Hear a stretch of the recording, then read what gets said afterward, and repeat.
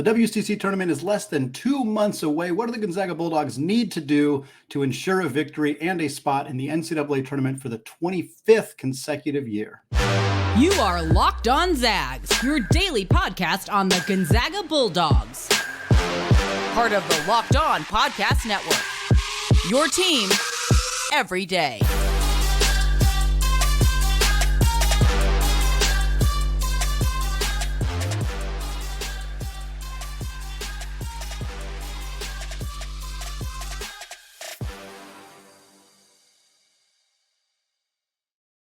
What is going on, y'all? Welcome into the Locked On Zags podcast, part of the Locked On Podcast Network, your team every day. I'm your host and longtime Gonzaga podcaster, Andy Patton, here to bring you news and updates on all things Zag athletics. Today's episode of Locked On Zags is brought to you by Jace Medical. Empower yourself with the Jace case, providing you with a personal supply of 5 antibiotics that treat over 50 infections. Get yours today at jacemedical.com. Today is Mailbag Monday. Want to remind you all who want to participate in Mailbag Monday, the best way to do so right now is to join us on our Discord channel. It is free to join. There is a link in the show notes on both audio and video platforms. You can join that channel. There's a mailbag segment, or a thread. You can click on that, submit your questions there. You can also reach out to me via email, andypatton013@gmail.com, and I'll get your questions answered there. We got 9 questions today. Obviously, a lot of them responding to the loss to Santa Clara, what it means for Gonzaga going forward. We start here with the question from Christian via Gmail. Christian says, what are the possible roads to the big dance this season for the Zags? The Zags have shown real fight and resiliency in both the San Diego State and Santa Clara losses. Are there positives that can be highlighted from stretches in those or other games that can provide hope or a plan for future success? The consensus right now, the general belief, certainly among Gonzaga's fan base, which is in a bit of shambles right now after the loss, but there's a lot of belief that Gonzaga is WCC tournament or bust. That is the only avenue to making the NCAA tournament for the Zags. I tend to agree. I think there is an avenue that potentially involves Gonzaga getting an at-large, but it is limited. And it is not like the Gonzaga needs to focus on winning the WCC tournament. That needs to, they do every year. It's not like they're ever like, oh, it doesn't matter if we don't win. Like they don't ever think that. So it's not really changing their perception, their plans, their motivations going forward. I think if Gonzaga were to win basically every game outside of winning the championship, the WCC tournament, that would probably get them an at-large bid. Many people don't agree with that. I think it would. I think having studied the bubble, looking at the teams that are in that conversation right now, looking at the state of affairs in college basketball, for those who haven't been paying attention, last week, 14 out of 25 top-ranked teams lost to an unranked opponent. Gonzaga was one of 14 top 25 teams. Yes, Santa Clara is not the best among that group of teams. Spoiler alert, they are also not the worst among that group of teams. So it is not as if Gonzaga is the only team significantly struggling this year. It does make the bubble conversation perhaps a little bit more likely that Gonzaga could be in that conversation, but they shouldn't worry about this. They shouldn't sweat that. They shouldn't put themselves in that conversation. Any other losses from here on out probably completely dim the very, very, very small light of a path that doesn't include winning the WCC tournament. Just win the tournament, get into the NCAA tournament, go from there. I think that's the best path. In terms of what we've seen from Gonzaga, what positives are, I think you nailed a lot of them already. The fight, the resiliency. Coming back from a big deficit against Santa Clara on the road in an environment where there was a lot of emotion, there was a lot of fan energy, enthusiasm. The Zags were not shooting well. They were not playing well. They did not have their best stuff. They didn't give up. It was very tough to watch them not only fight all the way back and then put themselves in a position where they should have won and fall. It was really hard to watch. I know those of you who watched that game felt that. It is heartbreaking to not only, it would have been bad if they've wilted and completely fell apart and didn't even really make a fight to come back. But the fact that they not only came back and then took the lead and then put themselves in a position to win and failed to do so, really heartbreaking. But the fact that Gonzaga has that fight in them, I think says a lot about the character of this team, the character of the coaching staff. This is a young team. And they're young and they're hungry and they're fighting. there's a lot to like about what this Gonzaga roster is looking like, what the development we're seeing of the young players. There's a lot to like.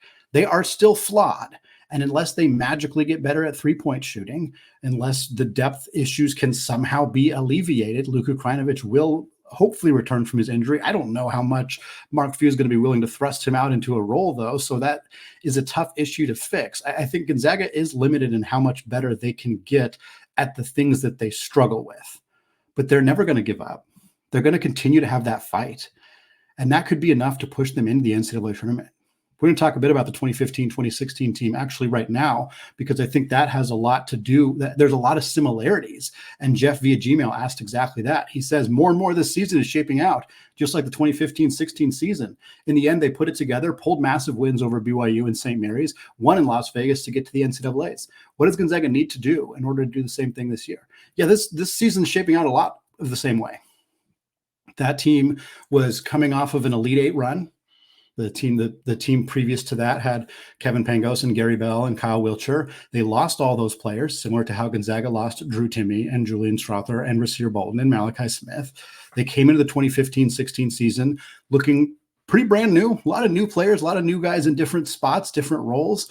And then they ultimately lost Josh Perkins right at the beginning of the season. He missed the entire year with an injury. That forced them to elevate Silas Melson into a bigger role, a true freshman who was expected to redshirt and now had to be elevated into a real role. That's pretty much what has happened with Dusty Stromer this year as well, in light of the Steele Venters injury. They lost games in conference play they weren't expected to lose. They were behind teams like St. Mary's and BYU, and at the time it was the RPI, not the net, but they were considered not the best team in the WCC. They won the games they needed to at the end of the year. Eric McClellan dropped 22 in the WCC Tournament Championship to beat St. Mary's. Then they went ahead and went to the Sweet 16. What does Gonzaga need to do this year to do the same thing? They need to continue to fight. They need to continue to have growth and development from their younger players, namely Braden Huff and Dusty Stromer.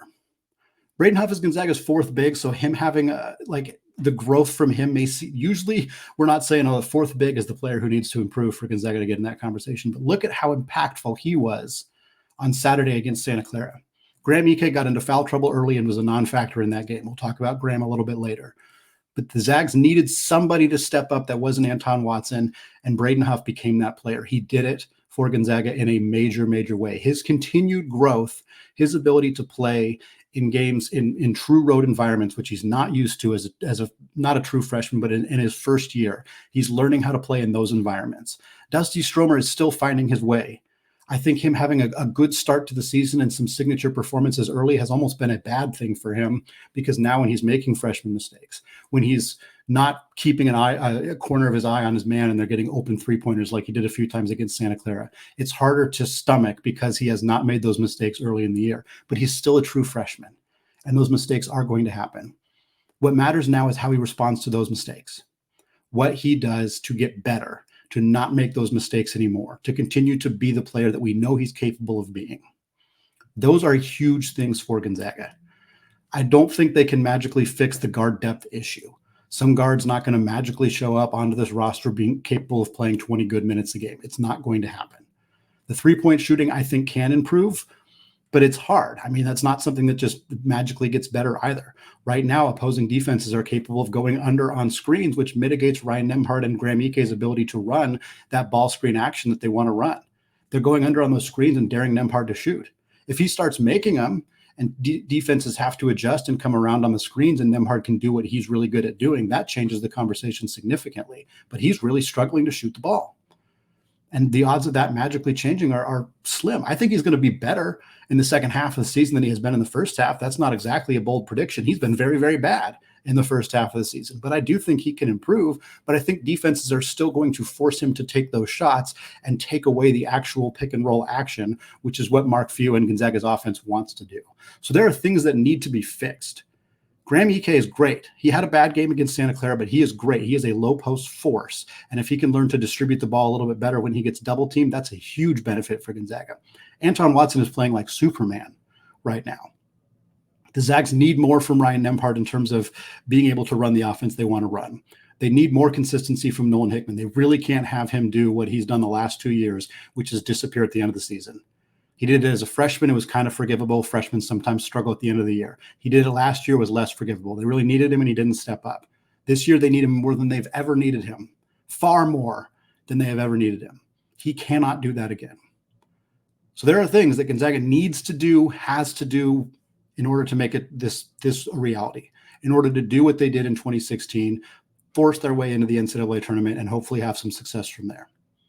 Next question here comes from C. Palmer 0311 on Discord, who says, if the WCC championship is the best hope, do you think other players will be used more in order to prepare? It doesn't seem to matter if Yo is missing shots and assignments if some starters are missing them too, so why not play him?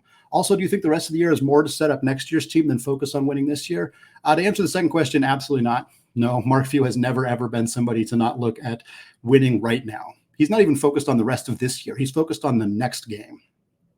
So no, Gonzaga is not setting this up for next year. Certainly, they have a lot of youth on the roster, and getting more experience exposure for Dusty Stromer, more experience exposure for Braden Huff is going to be something that happens, but because those players need to play.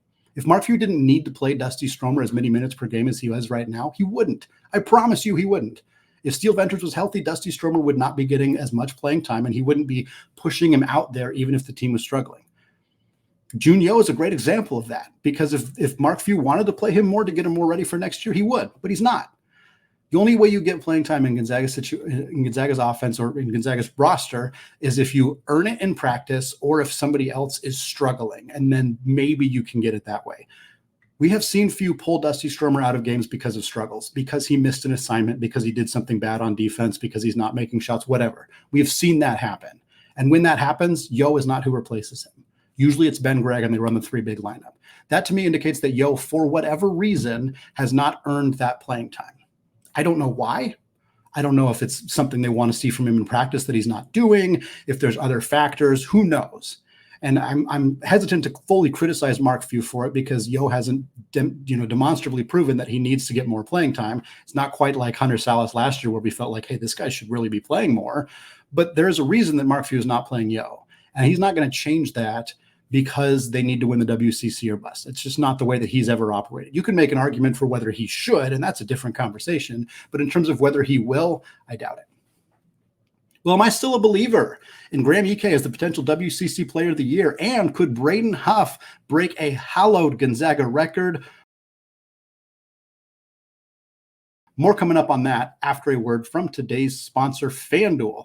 As the weather gets colder, the college basketball offers, will they stay hot on FanDuel? And right now, new customers can get $150 in bonus bets with any winning $5 money line bet. That's $150 in your pocket if your team wins. So if you've been thinking about joining FanDuel, there is no better time to get in on the action. The app is really easy to use. There's a wide range of betting options, including spreads, player props, over-unders, and more.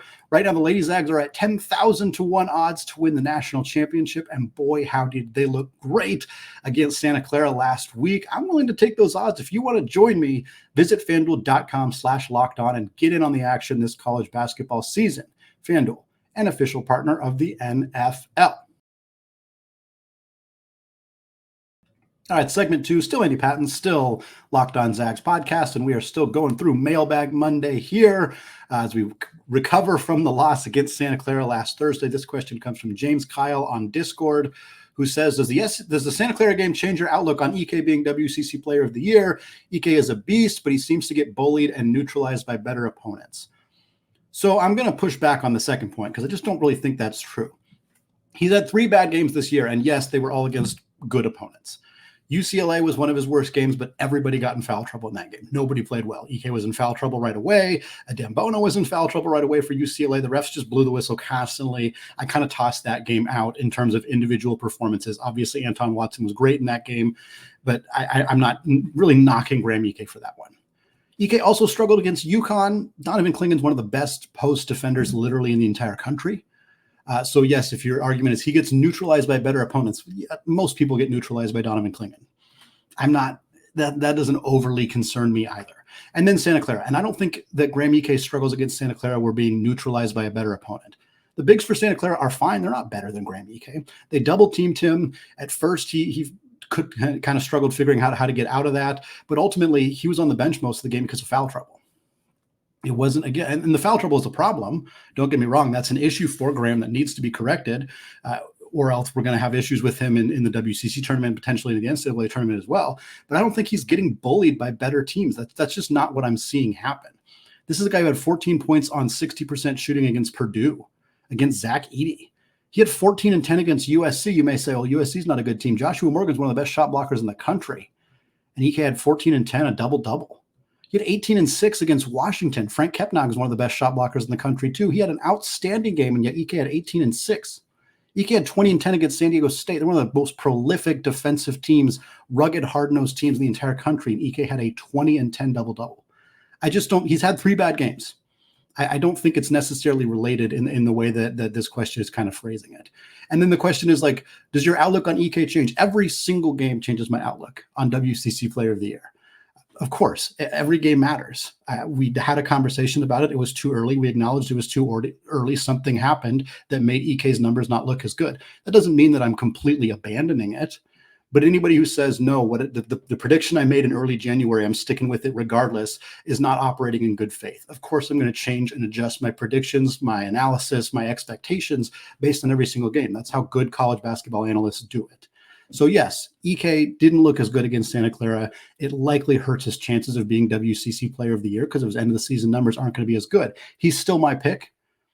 But Anton Watson certainly made himself a very, very compelling case. And as we will continue to see players from other programs like Aiden Mahaney, who's been good, like Deuce Turner, who's been good, et cetera, will continue to make strong cases. Jonathan Mobo is probably your front runner right now from San Francisco. He has been outstanding.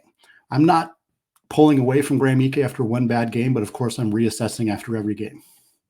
Next question here comes from Molaskis on Discord, who says, do you think Braden Huff is a 4-year player? If so, do you think he could break Timme's scoring record? He's already on pace to beat Timme's freshman numbers with less minutes played. Yeah, I think Braden Huff's probably a 4-year guy, but it took 50 years for somebody to break to break Gonzaga's scoring record. And I just don't think it's going to start happening every couple of years now. It's kind of the same thing as when Joel Ayayi got a triple-double, and suddenly every single week people were like, is so-and-so going to get a triple-double? Who's going to be the next triple-double? And it's like, guys, it happened like once in Gonzaga's history. Like, just because Drew Timme did break the scoring record at Gonzaga does not mean that now every player who comes through who's good, who might stay for 4 years, is going to break it. I don't think that that's something that we should just assume is going to start happening more often. As for Braden Huff, he's played against Eastern Oregon. He's played 3 SWAC schools. He's dominated against lower level competition. I was thrilled beyond measure to see him have a good game against a good quality opponent in Santa Clara. That is a huge thing for his development. It's huge for quieting some small, ugly segments of the fan base, but it does not mean that I think he's on track to necessarily do that. Yeah, he is averaging a few more points per game. He is averaging less minutes per game than Drew Timme did as a freshman behind Philip Petrusev. Drew Timme also started his sophomore year and immediately became a 20-point per game scorer. Unless Graham Ike leaves, I don't think Braden Huff's starting next year. I think he becomes the third big. I think Ben Gregg steps into a starting role for Anton Watson, and I think Huff plays more minutes next year. I think he plays a really valuable role, but I don't think he's going to get the minutes as a sophomore to necessarily break Drew Timme's scoring record or put up those kind of numbers. I think Braden Huff's a great player. I think he's going to develop into a great player. I don't think he's going to break Drew Timme's scoring record, and I think it's way too early to make predictions about that.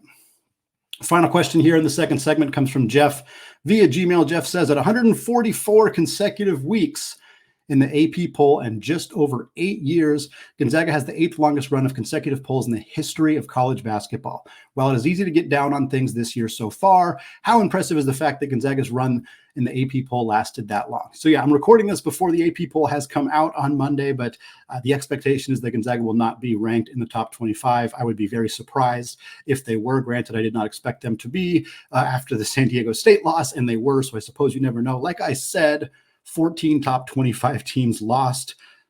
So there is not a lot of teams like clamoring to get into the top 25. There's a lot of teams clamoring to fall out of the top 25. Full disclosure, I make my own rankings for Locked On College Basketball. I am not going to have Gonzaga ranked this year. I don't think that they deserve to be ranked. It's not me hating on the team. Just don't think that they deserve to be ranked the way that they're playing right now. I think that's likely the conclusion that the AP poll or the AP voters will come to as well. And assuming that is the case, yeah, what an incredible run.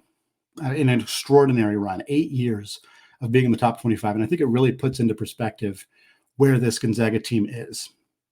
And I think it should put into perspective where this Gonzaga team used to be. We're having a lot of feelings about Gonzaga being in a position where they have to win the WCC tournament in order to make the NCAA tournament. And it's been a while since they've been in that position, 2015-16, like we talked about earlier in the show. But it used to be kind of normal. When I was in college, makes me sound old saying that. I hate it, but I was there from 2009 to 2013. They lost in the first round every single year that I was a student at Gonzaga.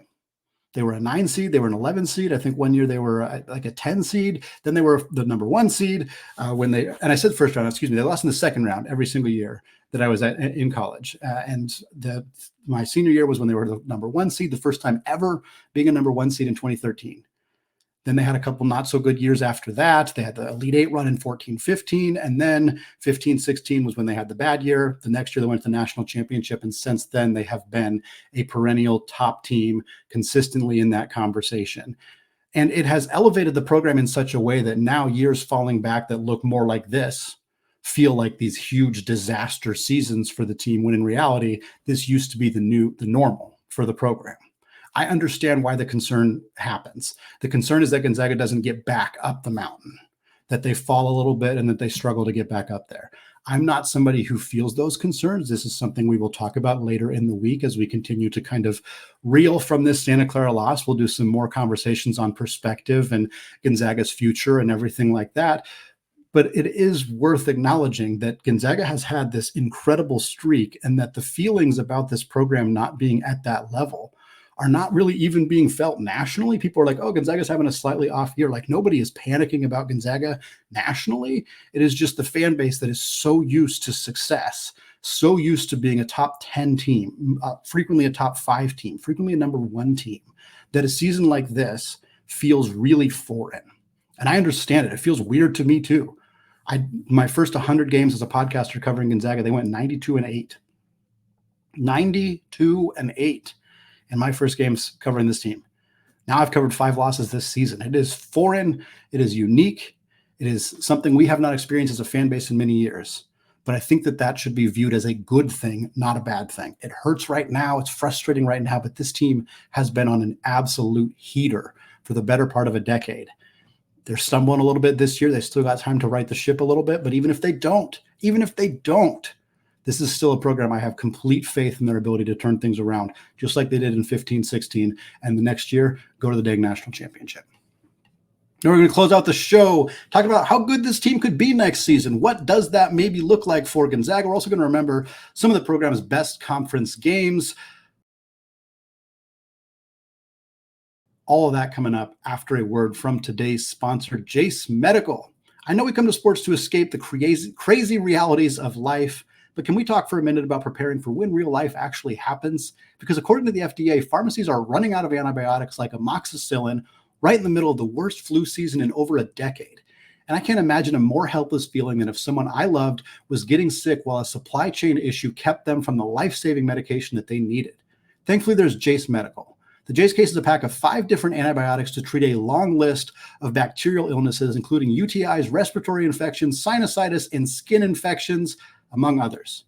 This could happen to any of us. So visit jacemedical.com and complete your physician encounter. It will be reviewed by a board-certified physician, and your medications will be dispensed by a licensed pharmacy at a fraction of the regular cost. It's never been more important to be prepared than today. So go to jacemedical.com and use offer code LOCKEDON to get $20 off your order.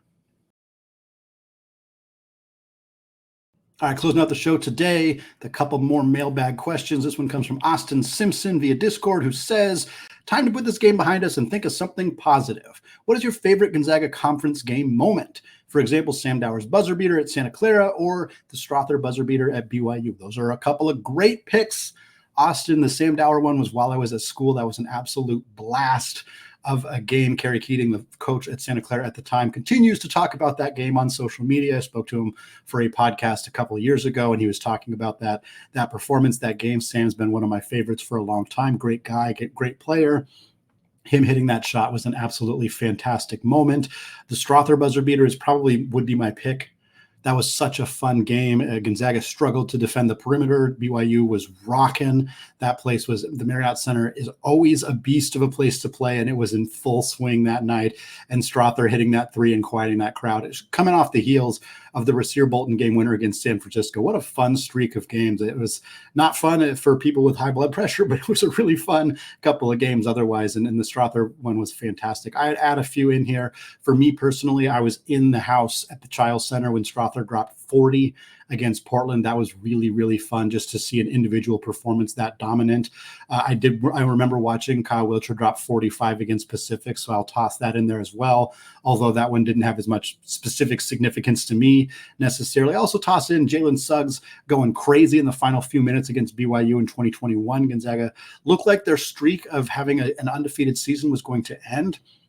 It felt like 2017 all over again when Gonzaga was undefeated until BYU beat them on senior night. Then Gonzaga, of course, went to the national championship. But in this case, Jalen Suggs hit a couple big shots. They ended up beating BYU and went all the way to that national championship game, still undefeated until, of course, the loss to Baylor. Those are a few of my favorite ones. If you have other ones that you're thinking of, let me know. Drop them in the comments, drop them in the Discord channel, drop them on Twitter, whatever it may be. I love kind of hearing these stories and people's either individual favorite moments or just like big ones that maybe I missed in this conversation that you guys can recall.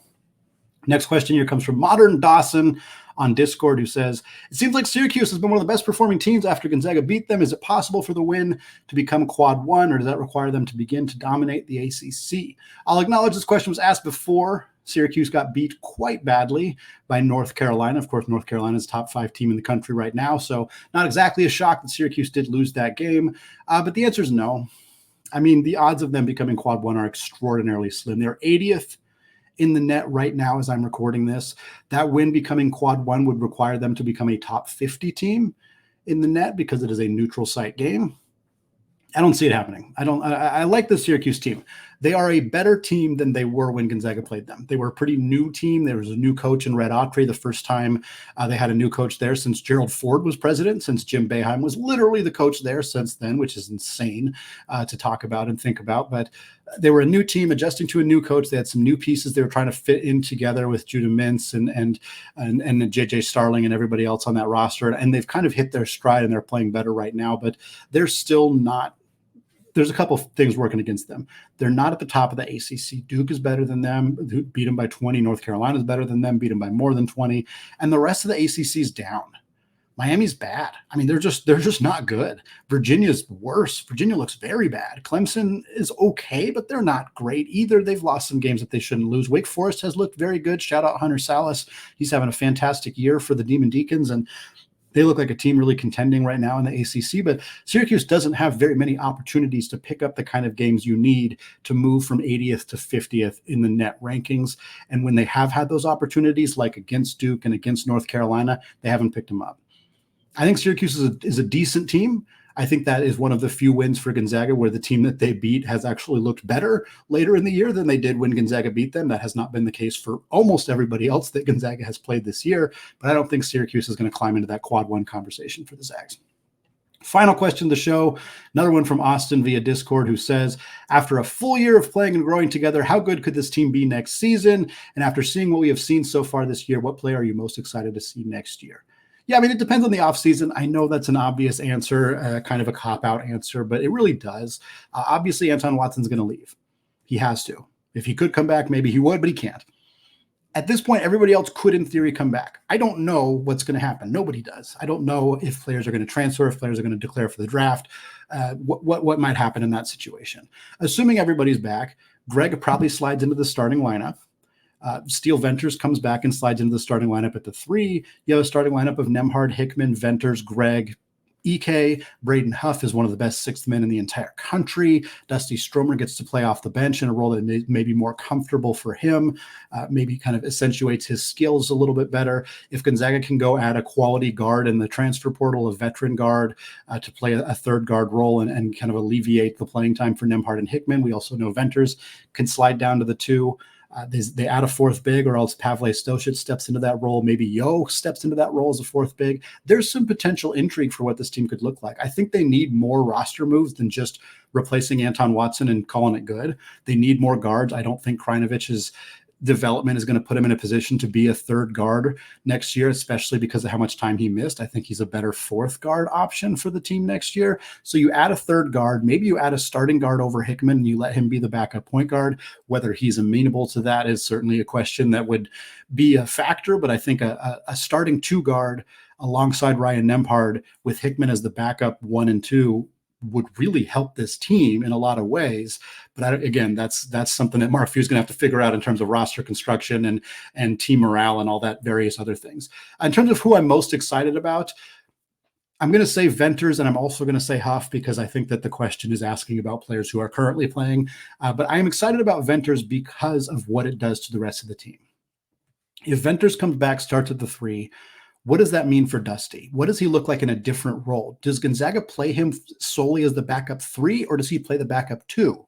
What does that mean for him? What does that mean for the roster construction? What does it mean for the, Nembhard and Hickman? Does Steele play a lot of minutes at the 2? How does his floor spacing impact Nembhard's ability to run the pick and roll? Like, there's a lot of things with Gonzaga not having Steele that I'm really curious about. And next year we'll sort of answer some of those questions of what this year might have looked like. And then Huff, again, an expanded role for him almost certainly next year without Anton Watson in the mix. I still expect him to come off the bench, assuming Graham Ike is back. I don't think Ike and Huff will play very many minutes together, but I think Braden Huff's going to be really good next year. He's already really good right now, but having a full year under his belt is going to help him even more.